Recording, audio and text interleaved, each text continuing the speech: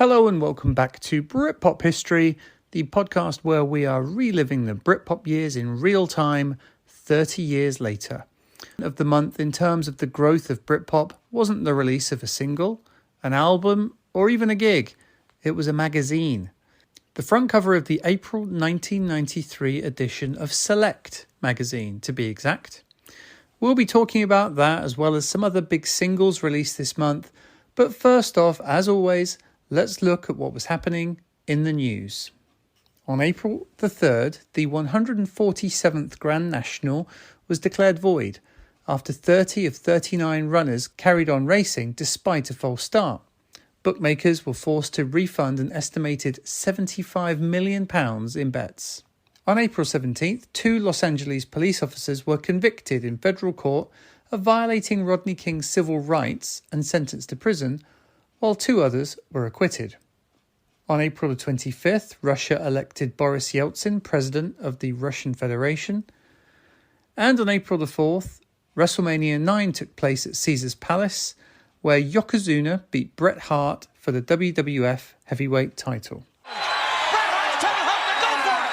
He said go for it, big man! Hulk Hogan's in the ring! Ding!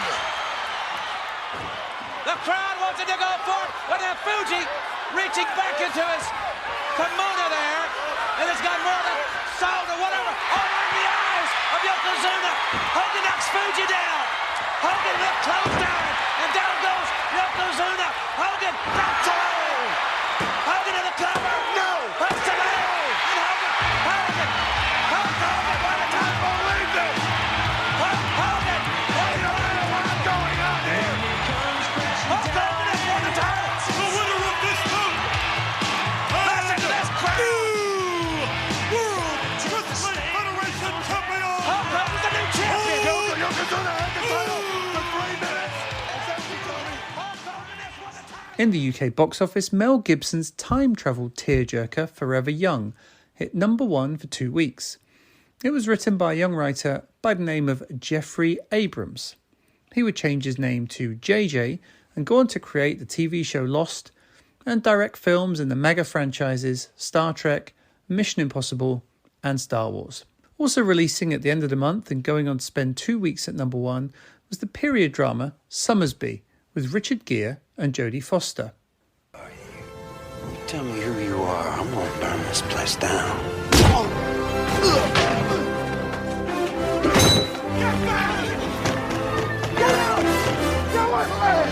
But you've known all along, haven't you? Why don't you take him into your house, into your bed? John Robert Summersby, we have a warrant for your arrest for the murder of Mr. Charles Conklin. If you tell them who you are, then I'll have to let you go. You could win your life, sir. Without my name, I don't think I have a life. You are not Jack Summersby, so why do you keep going on pretending that you are? How do you know I'm not? I know because... How do you know? I know because I never loved him the way that I love you. Richard Gere, Jodie Foster, Summersby. She knew everything about him, but the truth. For some reason, I remember this trailer really clearly.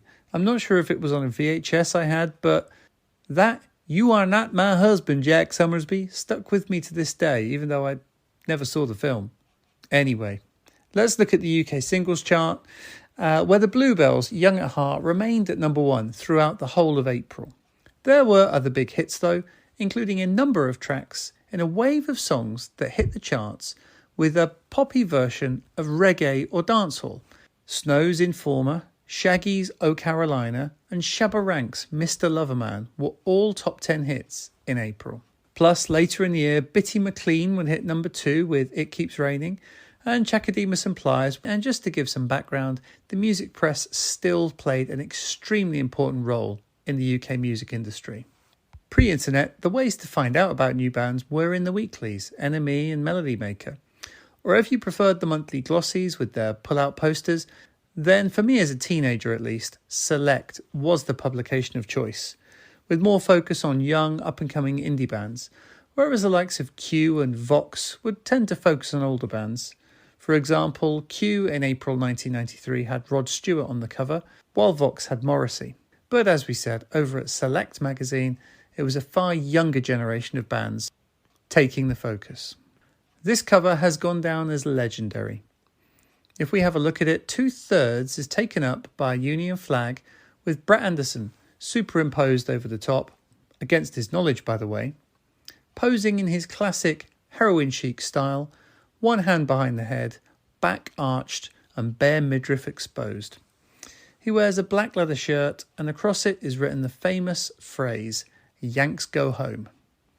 Beneath that we have Suede, St. Etienne, Denim, Pulp, the Auteurs and the Battle for Britain. The corresponding article, written by Stuart McConey, starts with the following. "Enough is enough. Yanks go home and take your miserable grungeware and your self-obsessed slacker bands with you. You're already twice as cheesy as Baggyism, and at least Baggy was British. We don't want plaid, we want crimpoline, glamour, wit and irony. We want people who never say dude or sidewalk or can I get a beer. If 1992 was the American year, overweight, overrated and over here, then it's time to bring on the home guard. These, Kurt, are the boys who will stop your little game. Suede, St. Etienne, Pulp, Denim and the Auteurs, bands with pride." Over the page, Select salutes the new Best of British, Cud named the ultimate crimplinist soundtrack, and we save the Union Jack from the Nazis. Army intro sequence, and the bands mentioned were all featured. That last line but from Stuart McConey there about saving the Union Jack from Nazis was pertinent, as at the time the Union flag was very much associated with the far-right movement, and Morrissey had courted significant criticism for draping himself in a Union flag while supporting Madness in August the previous year. It was huge news, and the Enemy devoted its front cover and 5 inside pages, some 6,000 words, to the question of whether he'd gone too far. Even in the Select article, they were clearly aware of this, and so one of the questions posed to all the bands was regarding the Union Jack and Morrissey's actions.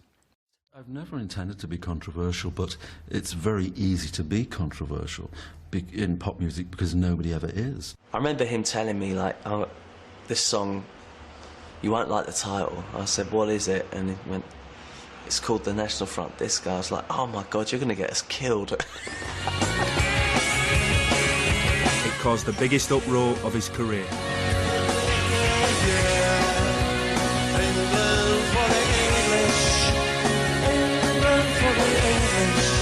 One music paper compiled a dossier of Morrissey's comments over the years and accused him of racism. He never responded. They've kept on at that thing, like, well, if he doesn't defend himself, then he must be. Why fucking should he? You know, why should he? We all know for a fact he's not. Because if he was, the fucking News of the World would have uncovered it first. Forget the fucking NME. A couple of years on, and Oasis would bring the Union Jack even more into the mainstream, as Noel would famously play his Union Jack guitar. Going back to the article, interestingly, while all the bands mentioned were definitely trailblazers at the time for a new British sound, they were all very different, and it's only really Suede and Pulp that have gone on to be significant players in what would be deemed Britpop. Noticeable in their absence in this article is Blur, who you would have thought would have fitted right in at the time, especially having come back with their British Image #1 look for the upcoming Modern Life is Rubbish album, eschewing the Clint Boone bowl cut and baggy t-shirt of the leisure period. Now it was all Fred Perry's and DM's. April actually saw the release of the first single from that album, with 1992's Pop Scene not being included, For Tomorrow. Blur had famously presented the Modern Life is Rubbish album to their record company, only to be told there weren't any singles on it. Damon duly went away and wrote the epic Chemical World, plus this, in the tradition of great British singles. A crisp arrangement with Graham's off-kilter, discordant guitar, galloping strings drive it along, and Damon tells a tale of a 20th century boy trying not to be sick again and holding on for tomorrow. The la-la-las of the chorus tell us everything by telling us nothing. The final, almost spoken word section then gives a more down-to-earth, blow-by-blow account, including making tea, an important staple to mention tea in any Britpop single. We get a nice little nod to the upcoming album title, and then one more final impassioned holding on for tomorrow, love of British music and culture, they're certainly honorary Britpoppers. Some late 80s and early 90s dance influence acts were back with singles, Jesus Jones with The Right Decision, Prodigy with Wind It Up, and New Order with Regret. We recently did an episode over on the Oasis podcast where me and a few patrons chose our favourite song each year of the 1990s. For 1993, Regret by New Order was my choice. The interplay between the instruments, with Hookie's signature bass as powerful as ever, are truly stunning. But what really sticks out here is the guitar. Huge chords punctuate the song.